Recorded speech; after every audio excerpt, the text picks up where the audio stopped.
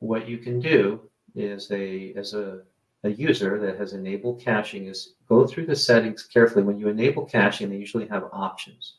It's not just on or off. It'll be on, and then you'll see options pop up. Depending on the plugin that you use, pay attention to the ones that have the word security.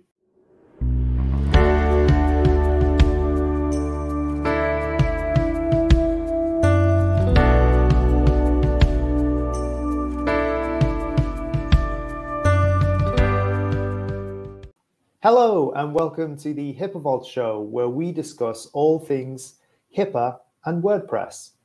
My name is Adam Zenedine, your co-host, and I'm joined today by the CTO and founder of HIPAA Vault, Gil Vidals. Hey, Gil. Hey, Adam. Looking forward to another episode today. So today we're going to talk a little bit about WordPress optimization. Before we get started, please click the subscribe button in order to get more features and content about WordPress and HIPAA compliance. So when it comes to WordPress optimization, there are many factors that go into speeding up your WordPress site. Today, we're going to focus on a few of them. First, caching. And for those unfamiliar, caching is a computing term that refers to storing data in a readily available location for later use.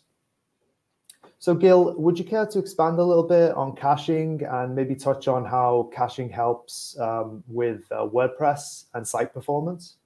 Sure. I think I'd like to comment on that. And keep in mind, our audience is the average audience we have is not highly technical. So I like to describe it in two ways, more technical and less technical.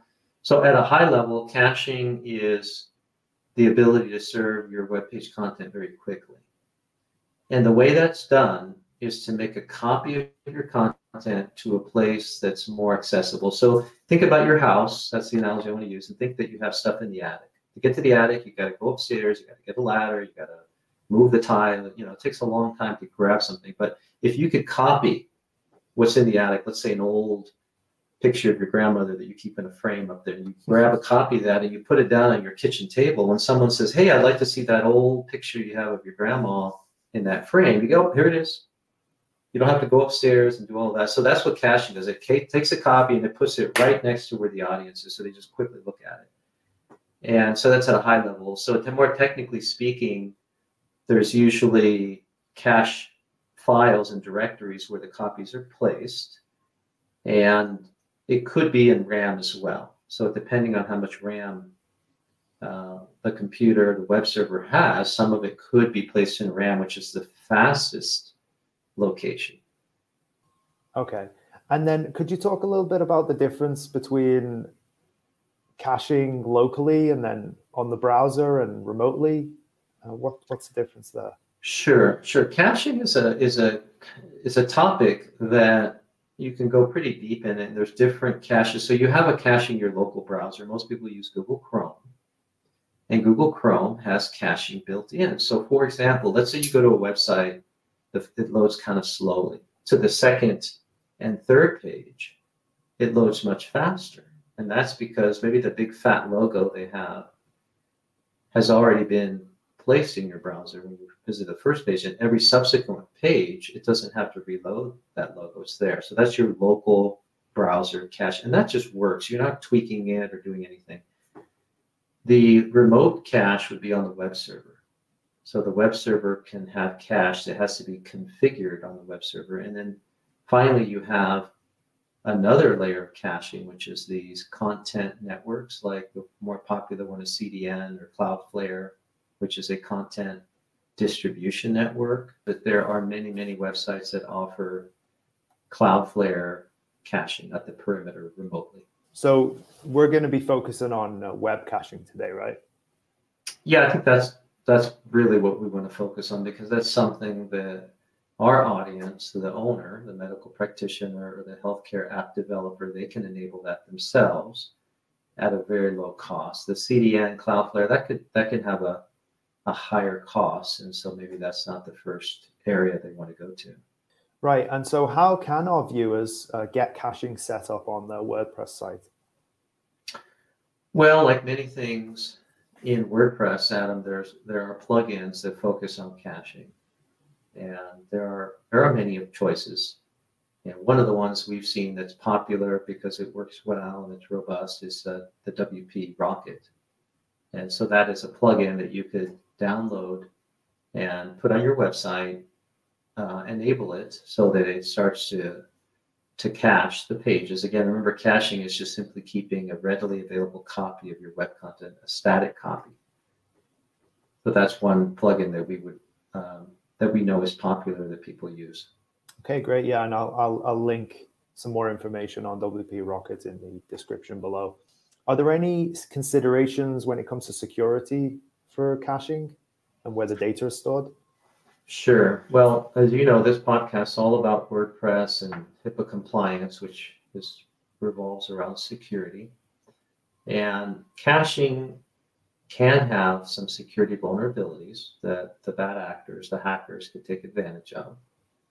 So what you can do is, as a user that has enabled caching, is go through the settings carefully. When you enable caching, they usually have options. It's not just on or off. It'll be on, and then you'll see options pop up.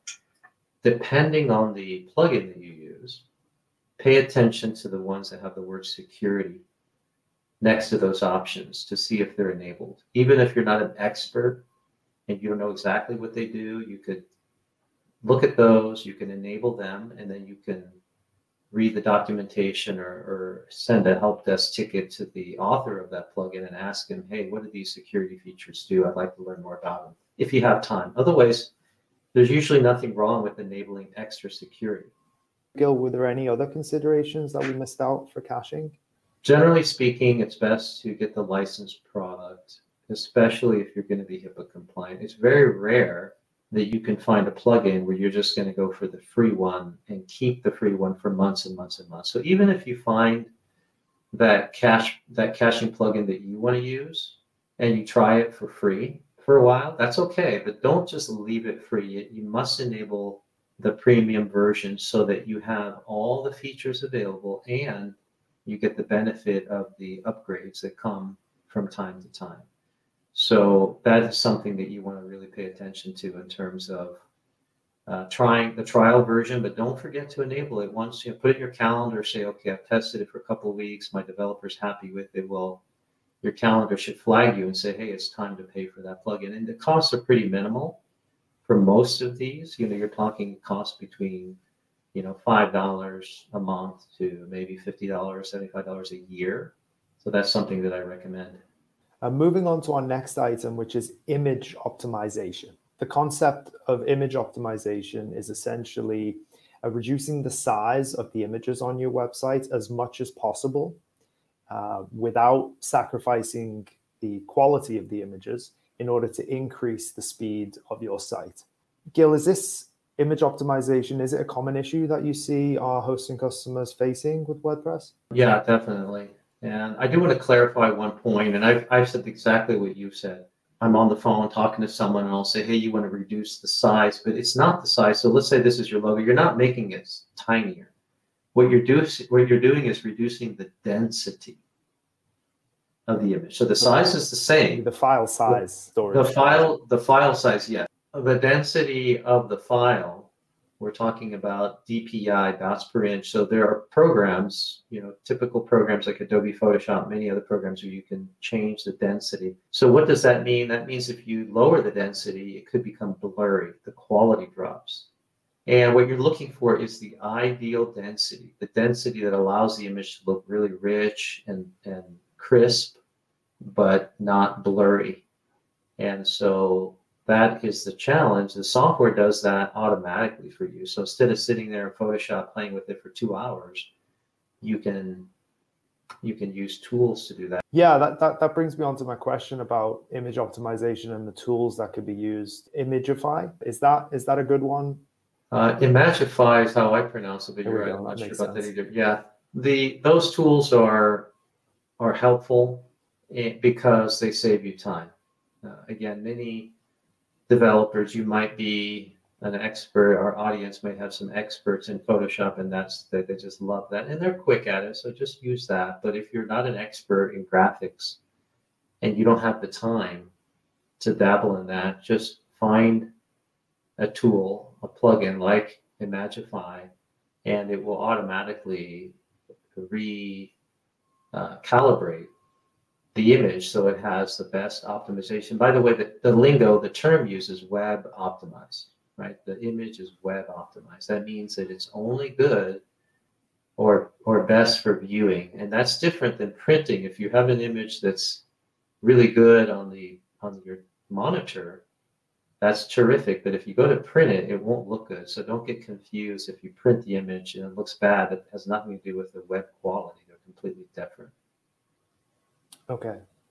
And from a security standpoint for healthcare providers, other than definitely not publishing an X-ray or a patient image on the website publicly, is there any considerations when it comes to image optimization?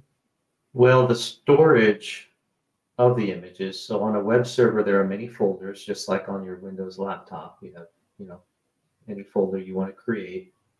Be careful where you tell the plugin to store the files. You don't want them storing it in a publicly accessible folder. You can easily test that. You don't have to be a technical person. You could just simply type in your website, say acme.com/ and then whatever directory you picked to store your files, you could put that directory there. And if it comes up, then pay attention to that. In other words, if this is going to be sensitive information, patient image of some kind, a prescription, an X-ray, then only your customers, your end users that have logged in with their username and password and hopefully two-factor authentication should be able to see that, right? So you can go into your browser, log out of everything, or go to incognito, hit Control-Shift-N in Chrome.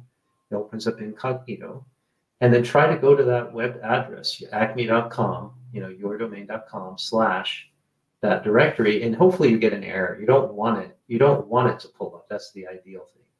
If it does pull up, you've got a problem because you haven't logged in. That means anyone in the world could see that. So just pay attention to that. I wouldn't expect it to be an issue if the plugin is a good one, but certainly it warrants taking the 15 seconds to test it yourself. Are there any other considerations when it comes to optimization in general?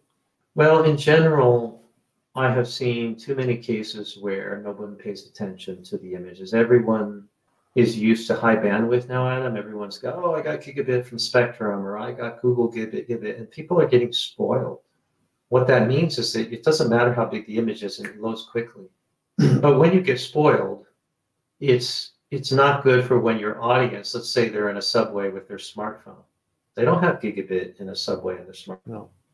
And so now they're going to buy your medical services or products, and the thing is loading too dang slow. Now forget this site, it's too slow. So don't just test it on your fast gigabit speed. Test your website on one of these web URLs that you can go to, and they'll tell you, here's the time it takes to load your pages. On a slow connection, it takes this long. If on a medium connection, high connection. So if you look at it and you say, oh my gosh, on a slow connection, it takes 30 seconds to load my web page, that's not good. And that's something, again, you don't have to be technical to do this. Anyone can do this. You just copy paste URL, go to a website that has the speed testing, website optimization testing, and you'll see it yourself. And you should do that as a manager.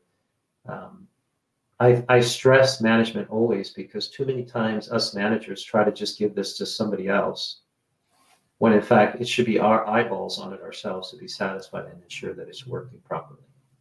Yeah, no, they're all really great points. And I'd just like to add to that with HIPAA Vault, when you sign up for our managed WordPress hosting, we can actually use our experience to help you with optimization.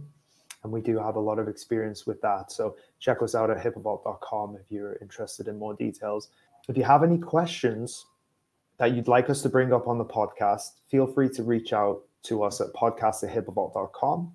You can also tweet us at HIPAA Hosting. And that's all for this episode. Thanks for stopping by.